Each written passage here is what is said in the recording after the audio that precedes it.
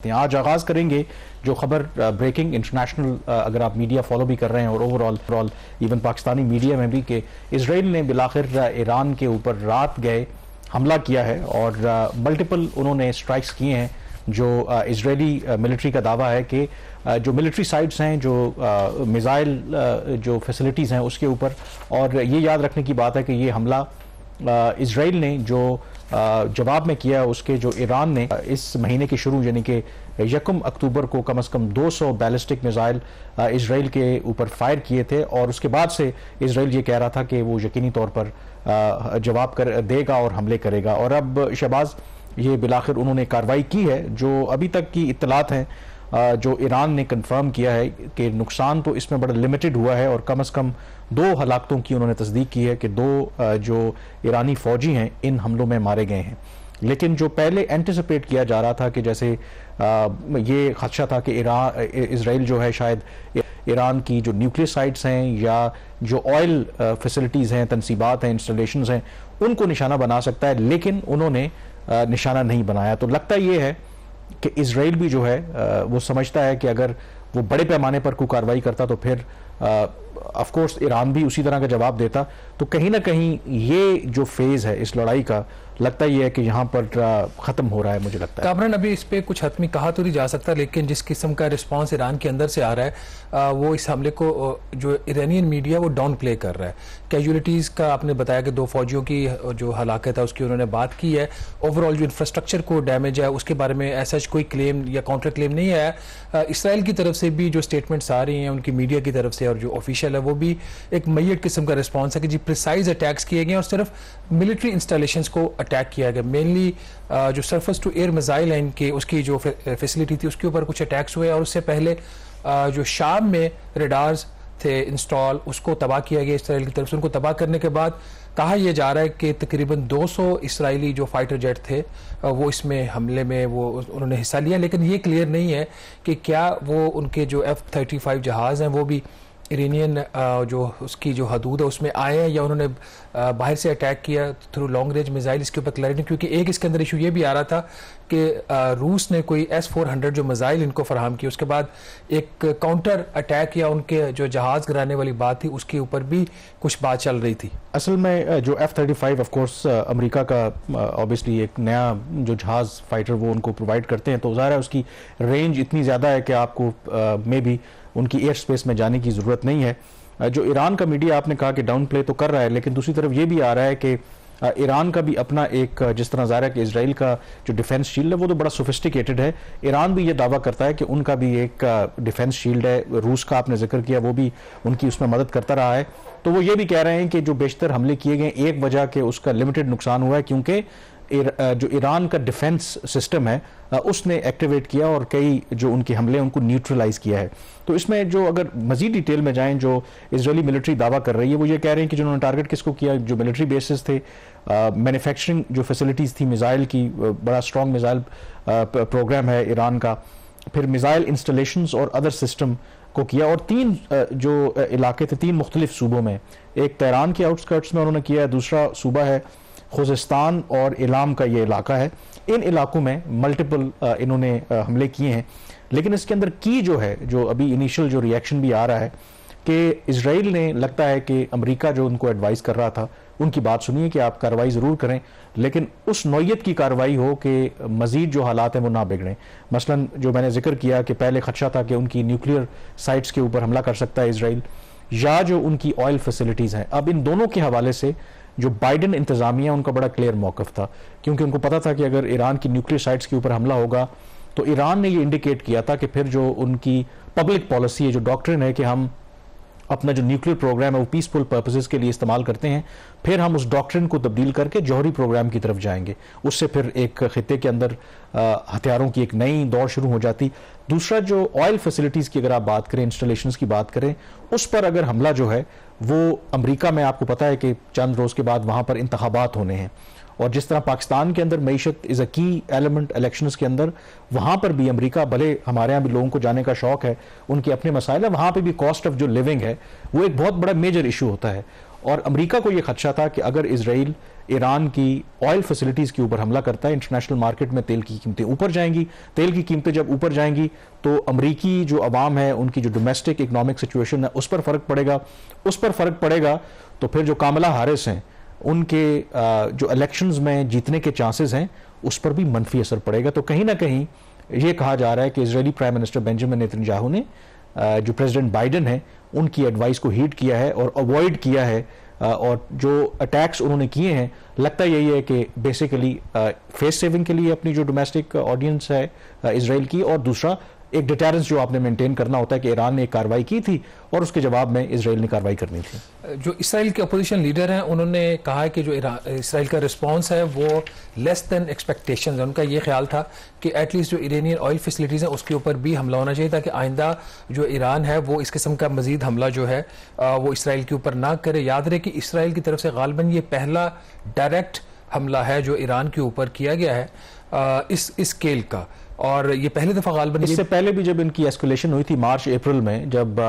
ایک تو شام میں جو ڈپلومیٹک مشن تھا ایران کا جو ہے اس وقت جب انہوں نے کیا تھا تو وہ بڑا لمیٹڈ سا تھا، کوئی ڈرون سے انہوں نے کیا اور اس کا کوئی اتنا میسو سکیل میں نہیں تھا. اتنے میسو سکیل میں آبویسلی جو کہہ رہے ہیں کہ ملٹیپل اٹیکس انہوں نے کیے اس سے پہلے کبھی نہیں ہوا. بالکل اس میں دیکھنا ایٹ اے ٹائم انہوں نے سیریا،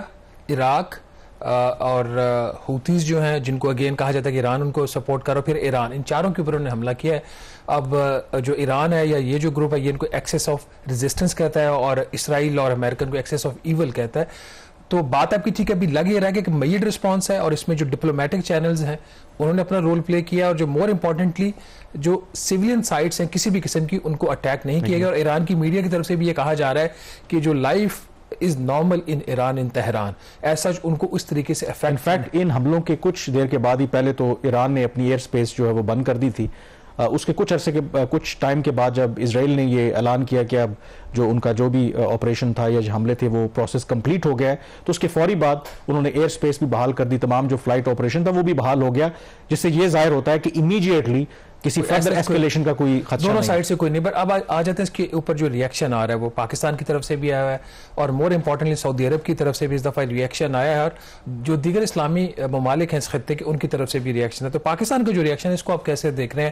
آلدو ہمارے کوئی ڈپلومیٹک ریلیشنز نہیں ہیں اسرائیل کے ساتھ، اور جب بھی اس قسم کا کوئی واقعہ ہوا پاکستان نے ایران اور دوسرے جو ممالک ہیں ان کی حمایت کی. ابھی جو اسٹیٹمنٹ آئی ہے ڈو یو تھنک یہ کنسسٹنٹ ہے جو پاکستان کی پالیسی ہے یا اس میں ایک اسٹیپ پاکستان آگے گیا ہے؟ دیکھیں پاکستان کی پالیسی بالکل کنسسٹنٹ ہے، لیکن مجھے لگتا ہے کہ اس دفعہ پاکستان نے بڑا explicitly without any ambiguity I think Iran کا ساتھ دیا ہے. دو اسٹیٹمنٹس ہمارے سامنے آئی ہیں. ایک تو وزارت خارجہ نے جو آفیشیل ری ایکشن دیا ہے اس میں اسٹرانگلی کنڈیم کیا ہے ایران کے اوپر یہ جو حملے کیے گئے ہیں، اور کہا ہے کہ یہ کلیئرلی جو ایران کی ٹیریٹوریل انٹیگریٹی اور ساورنٹی اس کی خلاف ورزی ہے. اور اس کے ساتھ جو امپورٹنٹ ہے، کیونکہ آبویسلی اسرائیل کہتا ہے کہ انہوں نے یہ جو کاروائی کی ہے جو ایران نے ان کے خلاف 200 کے قریب بیلسٹک میزائل مارے تھے، لیکن یہاں پر اگین پاکستان یہ کہہ رہا ہے کہ اس کی تمام تر ذمہ داری جو حالیہ خطے کے اندر کشیدگی ہے وہ اسرائیل کے اوپر عائد ہوتی ہے. اور پھر کافی اسٹرانگ ورڈز پاکستان نے یہاں پر استعمال کیے ہیں کہ یہ جو اسرائیل ہے اس کی کہہ سکتے ہیں کہ